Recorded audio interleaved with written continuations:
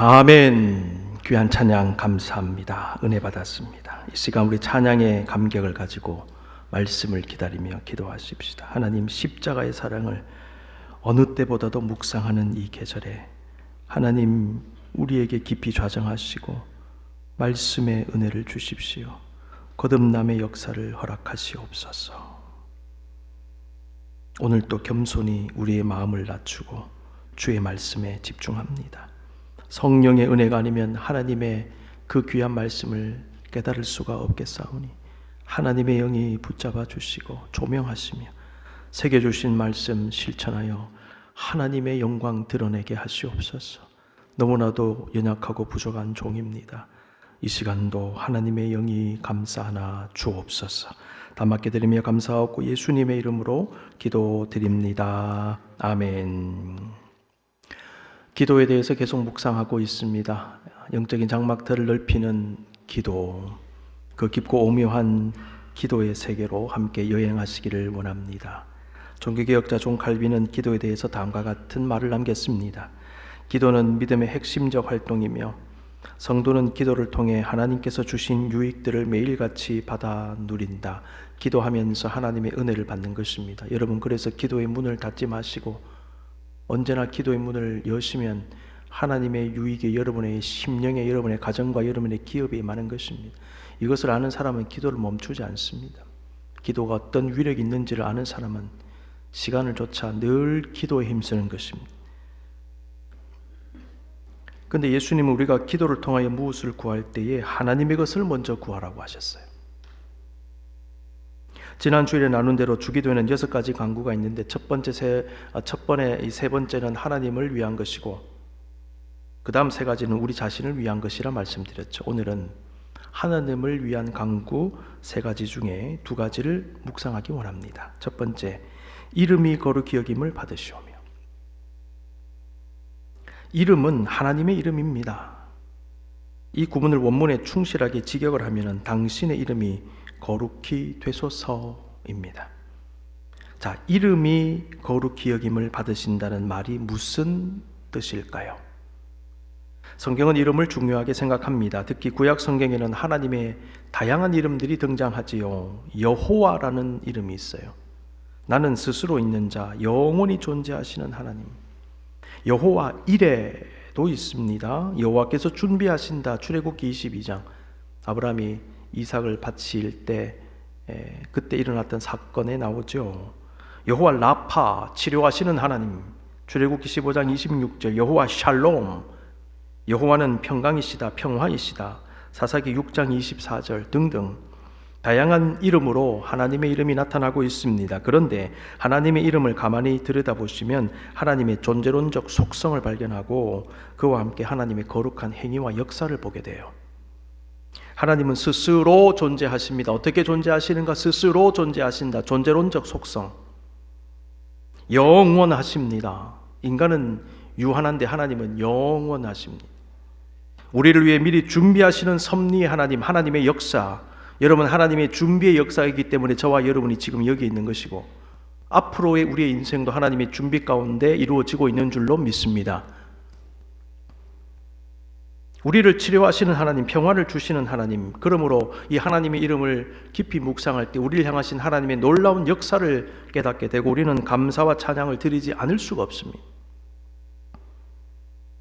우리는 오늘 본문에 나오는 이름이라는 말을 이런 관점에서 접근해야 할 것입니다. 하나님의 이름은 하나님의 존재론적 속성과 인격을 드러내고 힘을 나타낸다.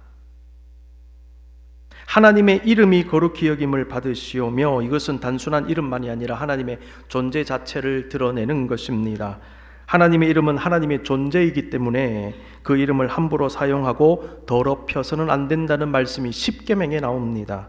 십계명 제4계명 출애굽기 20장 7절입니다. 나는 내 하나님 여호와 이름을 망령되게 부르지 말라. 누구의 이름을? 여호와의 이름을, 하나님 여호와의 이름을.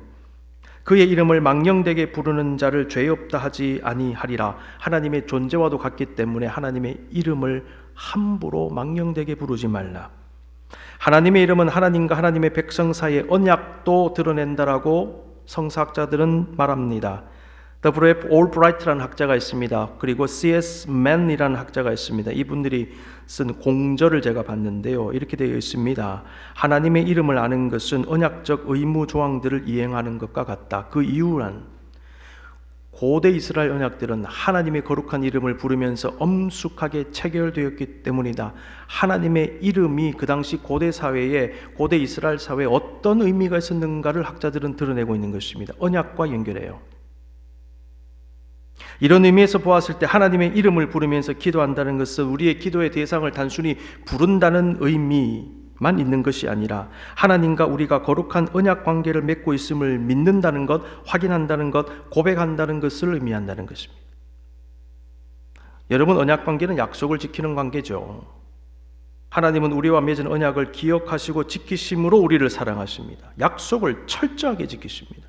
너와 나는 언약 관계에 있다. 내가 너를 끝까지 보호한다. 마찬가지로 예수 그리스도의 피로 말미암아 언약을 맺은 우리는 하나님을 사랑하는 마음으로, 신실한 마음으로 영적인 의리를 지켜야 되는 것입니다.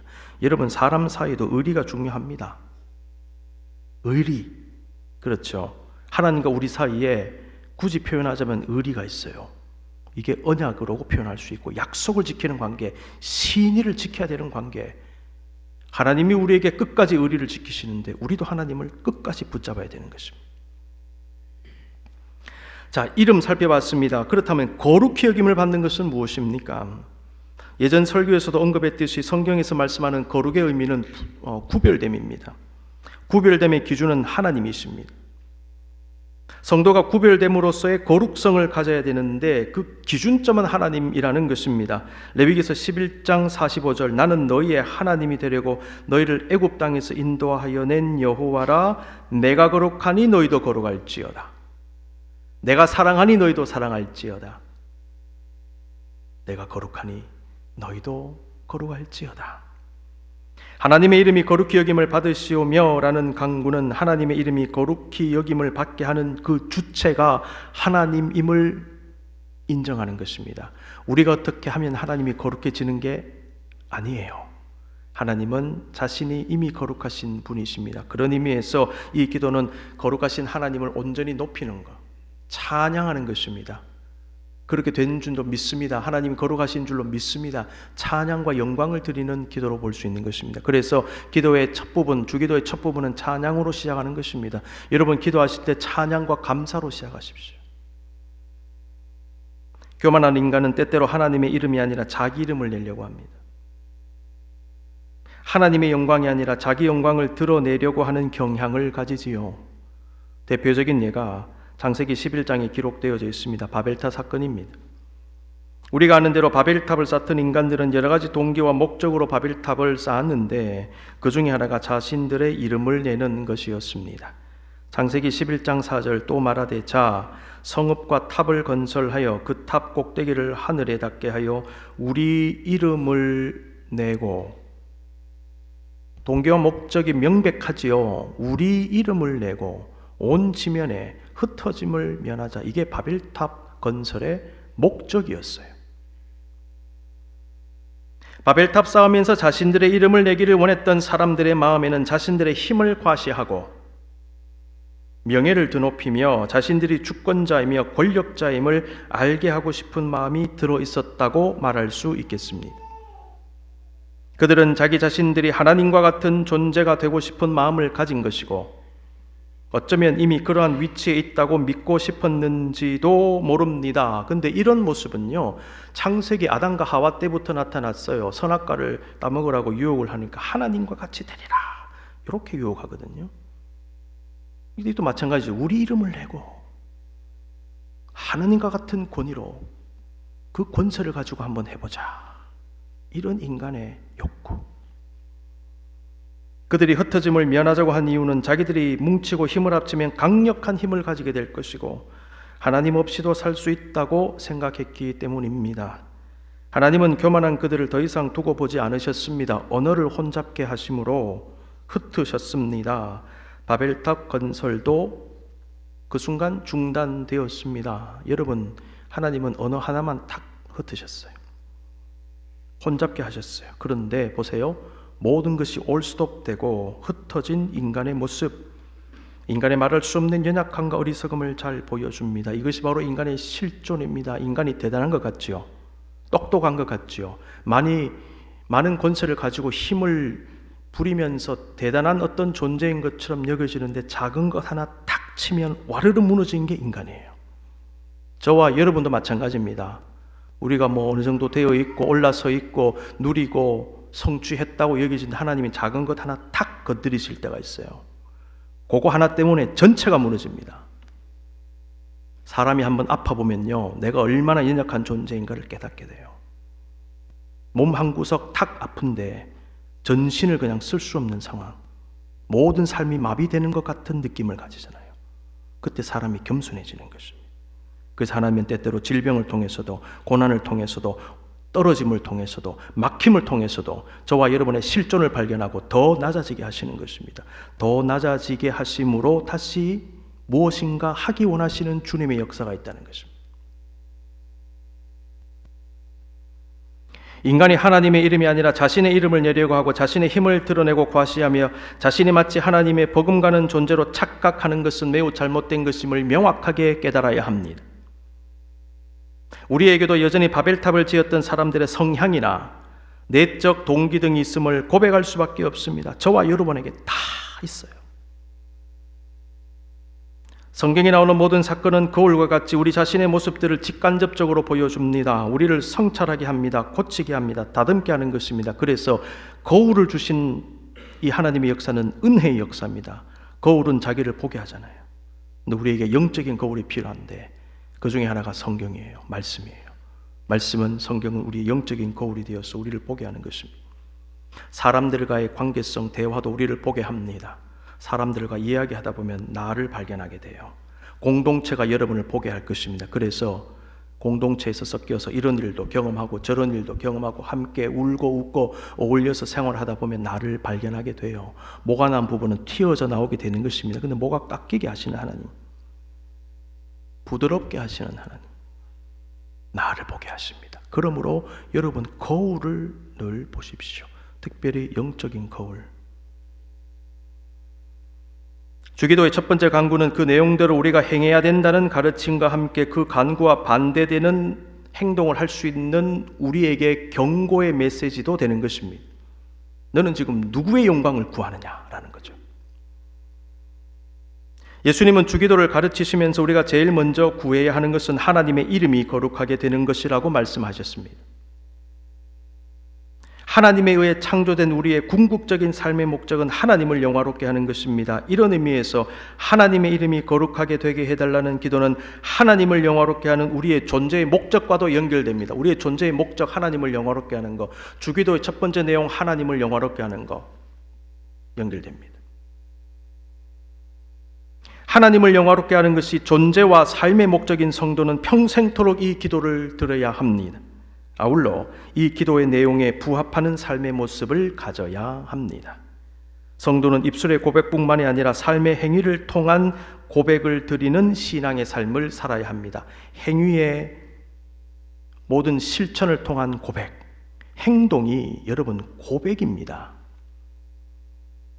전인적인 믿음의 고백적 삶을 살아야 할 것입니다. 고린도전서 10장 31절, 그런즉 너희가 먹든지 마시든지 무엇을 하든지 다 하나님의 영광을 위하여 하라. 성도는 언제 무엇을 하든지 하나님의 이름을 거룩하게 하며 하나님의 영광을 위하고 그 영광을 추구해야 할 것입니다.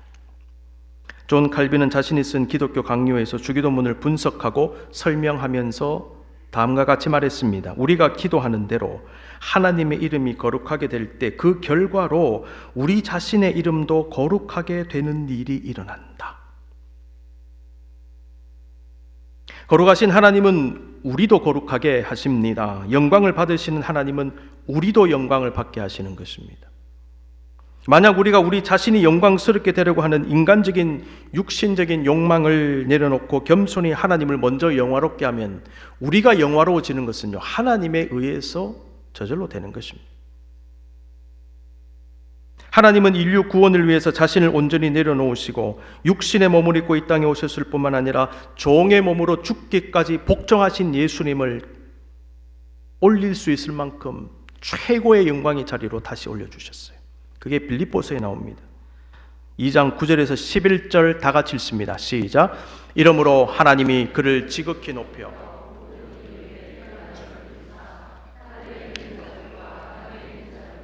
땅 아래 있는 자들로 모든 무릎을 예수의 이름에 꿇게 하시고 예수 그리스도를 주라 시인하여 하나님 아버지께 영광을 돌리게 하셨느니라. 아멘. 이게 그 유명한 케노시스 기독론의 바탕이 되는 말씀인데, 자기 비하 철저하게 낮아지셨는데 예수님은 그분을 다시 하나님께서 올리셨다. 우리가 철저히 낮아지면 우리를 올리시는 것은 하나님이 하신다. 나는 진리. 인간은 교만한 마음을 품고 스스로 높아지려고 하면 이상하게 낮아져요. 그런데 겸손히 하나님을 높이며 주님의 영광을 구할 때는 하나님이 영화롭게 하시는 것입니다. 이게 바로 낮아질 때 높아지는 원리인 것입니다. 비울 때 채워주시는 원리인 것입니다. 영적으로 죽을 때에 생명을 얻게 하시는 주님의 놀라운 원리인 것입니다. 예수님은 요한복음 17장에서 대제사장적 기도로 기도하시면서 다음과 같이 말씀하셨습니다. 22절, 내게 주신 영광을 내가 그들에게 주었사오니, 내게 주신 영광을 내가 그들에게 주었사오니. 여러분, 영광은요 하나님이 주시는 거예요. 이는 우리가 하나 된 것 같이 그들도 하나가 되게 하려 함이니이다. 요한복음 17장은 대제사장적 예수님의 기도가 기록되어 있습니다. 읽어보시면 굉장히 긴 예수님의 기도가 나옵니다. 여러분 나중에 한번 읽어보시기 바랍니다. 그 가운데 저 내용이 나옵니다. 우리가 하나님의 이름이 거룩하게 되기를 간절히 바라면서 삶 속에서 주의 영광을 온전히 구할 때에 하나님은 우리 모두를 영광 가운데로 인도해 주실 것입니다. 두 번째 보십시오. 나라가 임하시오며. 이 나라는 하나님의 나라지요. 하나님의 나라가 무엇인가? 많은 학자들이요 굉장히 깊이 있게 다양하게 연구했어요. 하나님의 나라가 무엇인가? 초월적인 하나님의 통치와 다스리심이 있는 것으로 먼저 해석을 합니다. 그런데 학자들은 나라라는 말은 통치의 영역을 주로 의미한다기보다는 하나님의 통치 자체를 의미한다라고 해석을 해요. 하나님의 통치는 거룩하고 선하신 창조주요 구원주가 되시는 하나님의 뜻이 온전히 이루어지는 통치를 뜻합니다. 하나님의 뜻이 이루어지는 통치, 하나님의 원리가 작동되는 통치. 예수님은 제자들에게 바로 그 하나님의 나라를 최우선적으로 구하라고 하셨습니다. 마태복음 6장 33절, 그런즉 너희는 먼저 그의 나라와 그의 의를 구하라. 그리하면 이 모든 것을 너희에게 더하시리라. 아멘. 성삼일체 하나님을 믿는 성도의 평생의 과제는 하나님의 통치가 있고 하나님의 뜻이 이루어지는 하나님 나라를 구하는 것입니다. 하나님의 나라는 공간의 영역이 아니라 하나님의 통치 자체와 뜻이 이루어지는 것이기 때문에 우리의 삶 속에서 하나님의 나라가 이루어질 수 있다라고 말할 수 있습니다. 공간의 영역이라고 해버리면요 좀 복잡해져요. 우리가 그 공간을 어떻게 만듭니까? 보이는 테리토리를 어떻게 만들어요? 이 쉽지 않죠. 근데 이것을 다르게 해석을 합니다. 공간의 영역이 아니다. 이것은 영적 개념이면서 동시에 통치 자체로 이해하는 것입니다. 자, 그렇다면 하나님의 나라가 우리의 삶 가운데서도 이루어질 수 있구나라는 생각을 가지게 돼요. 예를 들면 세례 요한은 어느 날 자신의 제자들을 예수님께 보내어서 예수님이 진짜 메시아인지 아닌지를 물어보게 했습니다. 누가복음 7장 말씀 19절에서 22절까지 말씀입니다.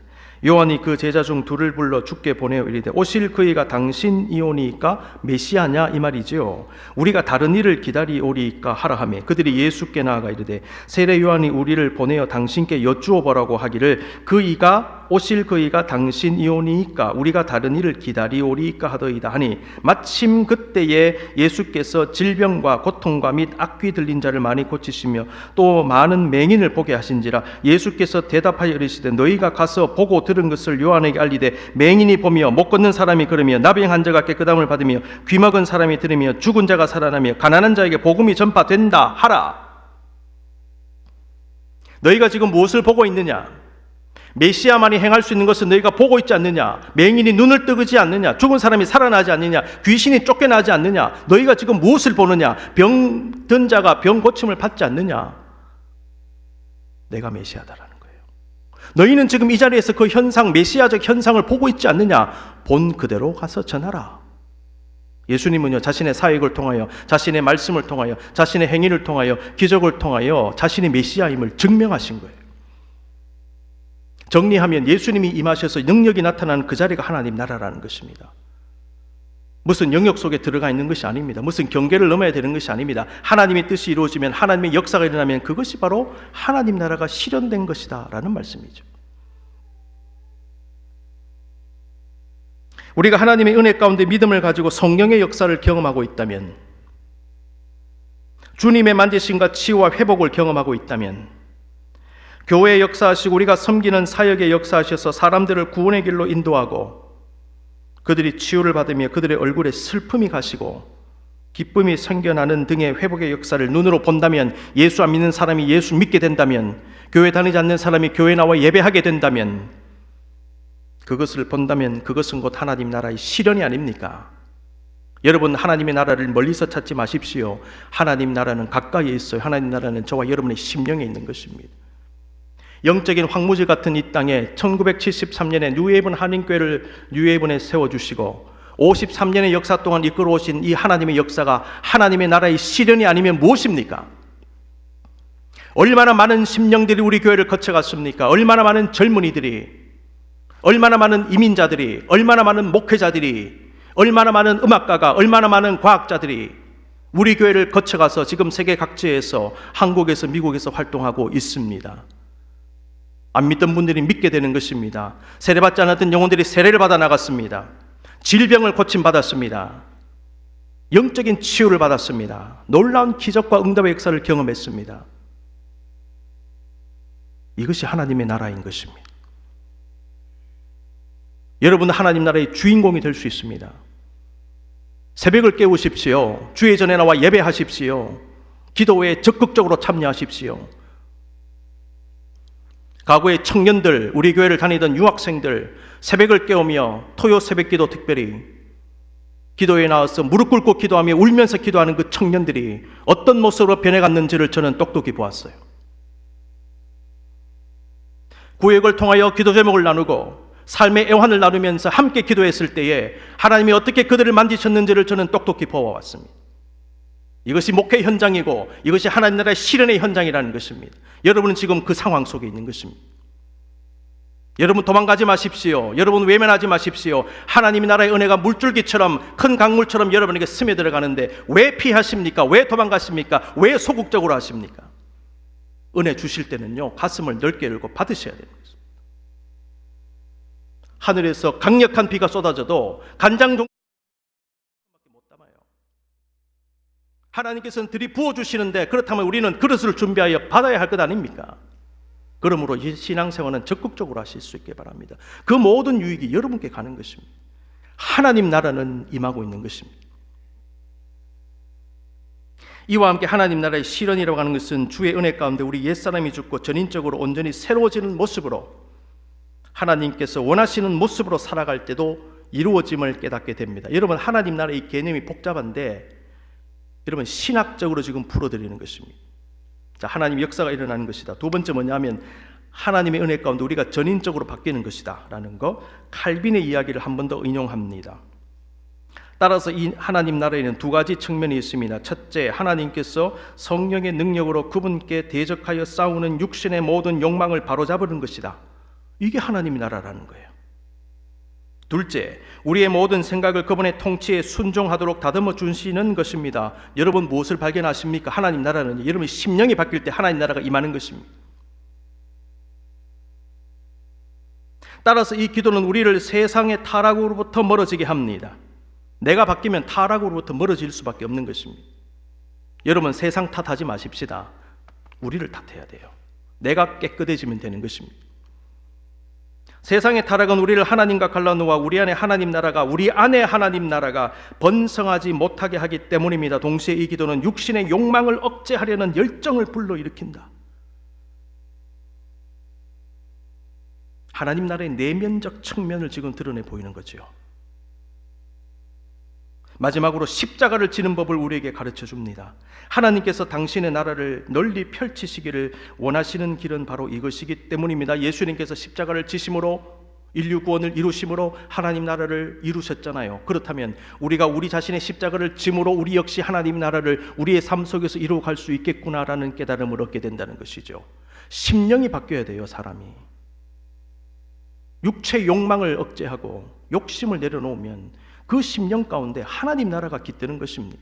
여러분, 하나님 나라는 멀리 있는 게 아닙니다. 하나님 나라는 우리 안에 있습니다.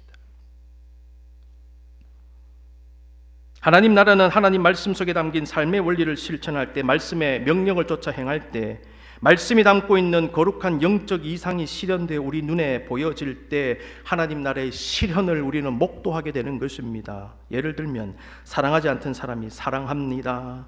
그렇다면 하나님 나라 실현이죠. 야, 저 사람 달라졌네. 예수 믿더니만 달라졌구나. 미움과 원망이 가득했으나 용서하고 품어준다면 하나님 나라가 이루어진 것 아닙니까? 남을 돕지 않던 사람이 자신의 것으로 남을 돕고 섬길 때 하나님 나라가 이루어지는 겁니다. 따라서 성도된 우리 모두는 하나님 나라의 실현의 수단과 통로로 사용될 수 있습니다. 하나님은 저와 여러분의 말과 행동으로 주님의 나라를 이루기를 원하시는 것입니다. 성경은 이러한 하나님의 뜻을 증거합니다. 예수님은 삶 속에서 우리의 착한 행실을 통하여 사람들로 하여금 하나님께 영광을 돌리게 하라고 하셨어요. 마태복음 5장 16절 말씀 다 같이 읽습니다. 시작. 이같이 너희 빛이 하늘에 계신 너희 아버지께 영광을 돌리게 하라. 너희 착한 행실을 보고 하늘에 계신 너희 아버지께 영광을 돌리게 하라. 하나님의 이름이 거룩하게 여김을 받으시오며. 같은 내용이잖아요. 그러니까 입술로만 하나님의 이름이 거룩히 여김을 받으시오며 하지 말고 우리의 착한 행실을 통하여 하나님의 이름이 거룩히 여김을 받으시게 해야 된다는 것이죠. 바로 이겁니다. 세례 요한은 회개함에 나오는 자들에게 변화된 삶의 모습을 보이라고 권면했습니다. 누가복음 3장 10에서 14절. 무리가 물어 이르되 그러면 우리가 무엇을 하리이까? 세례 요한이 회개하라 얘기하니까 찾아와서 내가 회개하고 싶습니다. 자, 그러면 무엇을 어떻게 해야 합니까? 이렇게 물었다는 것입니다. 대답하여 이르되 옷 2벌 있느냐? 그렇다면 옷 없는 자에게 나눠줘라. 먹을 것 있느냐? 너 먹을 것 좀 나눠줘라. 세리들도 세례를 받고자 하여 와서 이르되 선생이여 우리는 무엇을 하리이까 하며 이르되 부가된 것 외에는 거두지 말라. 왜 100만 원 거두면 100만 원 거두어서 100만 원 그대로 나라에 바쳐야지 너 200만 원 거둔 다음에 100만 원 바치고 100만 원 너 인마이 포켓 하느냐? 군인들도 물으되 우리는 무엇을 하리이까 하며 이르되 사람에게서 강탈하지 말며 거짓으로 고발하지 말고 받는 급료를 족한 줄로 알라 하니라. 당시 군인들이 막 두들겨 패면서 죄를 덮어 씌워가지고 뒷돈 받고, 요즘도 이런 일이 일부 국가에서는 일어나는 것 같아요. 이번에 도미니카 공화국 가니까 신분이 불확실한 분들 정부에서 군인들을 보내서 체포해서 추방시키는데 선교사님이요, 그분들 구출해 내기 위해서 뒷돈도 써야 되고 뭐 갖다 줘야 되고, 예를 들면 200명을 체포하라. 정부에서 명단을 딱 명수를 정해주면 250명을 체포한 다음에 50명은요 뒷돈 받고 그냥 풀어주는 거예요. 그 군인들이 그걸 돈 버는 거예요. 야, 성경이 이게 여러분 그때나 지금이나 사람 똑같다는 거예요. 추방된 다음에도 브로커 통해가지고 또 넘어오고 그 다음에 또 여러 가지 부정적인 일들이 일어나고. 그러니까 세례 요한의 말을 것입니다. 그러지 마라. 그거 안 하는 게 회개다라는 것입니다. 정직하게 하는 게 회개다. 여러분, 이들의 변화된 삶의 모습은 그 자체가 하나님 나라의 가치를 드러내는 것입니다. 하나님 나라는 멀리 있지 않아요. 여러분, 정직하게 성실하게 합당하게 행하면요 하나님 나라의 가치가 실현되는 거예요. 여러분의 기업에서, 여러분의 직장에서, 여러분의 가정에서, 여러분의 관계에서. 우리는 우리의 삶 속에서 하나님 나라를 보고 듣고 느낌으로 체험하고 있습니까? 교회 안에서 예배 중에, 찬양과 기도 중에, 함께 협력하여 섬기고 봉사하며 구제하고 선교하는 중에 서로 돕고 교제하면서 하나님 나라를 지금 보고 계십니까?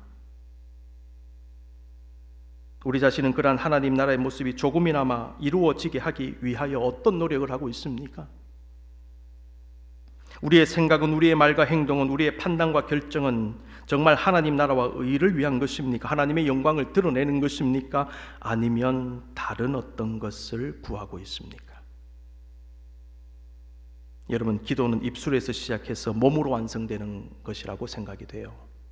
가만히 한번 생각해 보세요. 기도는 입술에서 나오잖아요. 그런데 몸으로 완성돼요. 누가복음 10장에 나오는 선한 사마리아 사람은 강도 만나 죽어가는 사람들을 보았을 때 마음의 깊은 연민과 긍휼의 마음을 가지고 자신이 가진 것을 사용하여 강도 만난 사람을 극진히 돌봐주었지요. 본문에 가만히 보세요. 기도했다는 내용이 있습니까? 그런 내용 없어요.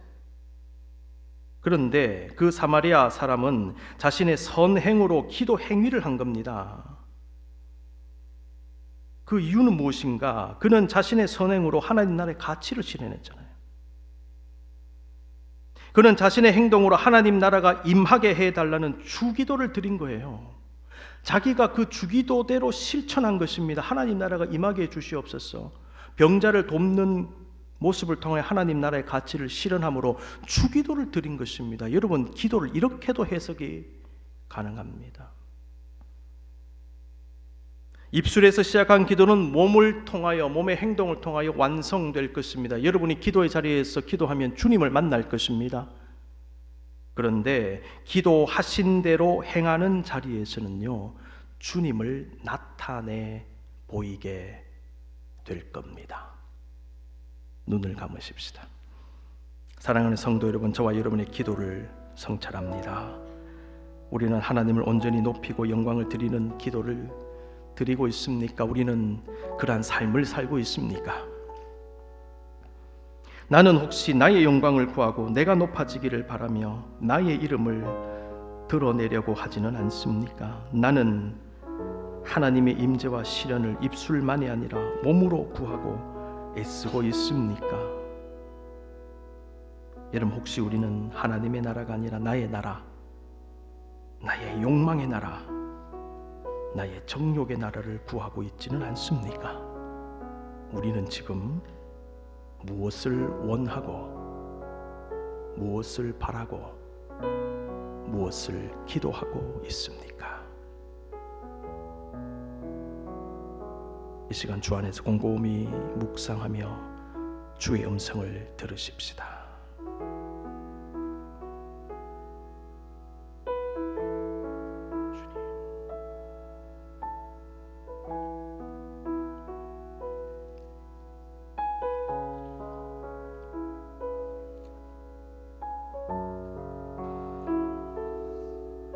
하나님, 바르게 기도하기 원합니다. 아버지 이름이 거룩히 여김을 받기를, 하나님의 나라가 임하기를 원하고 바라고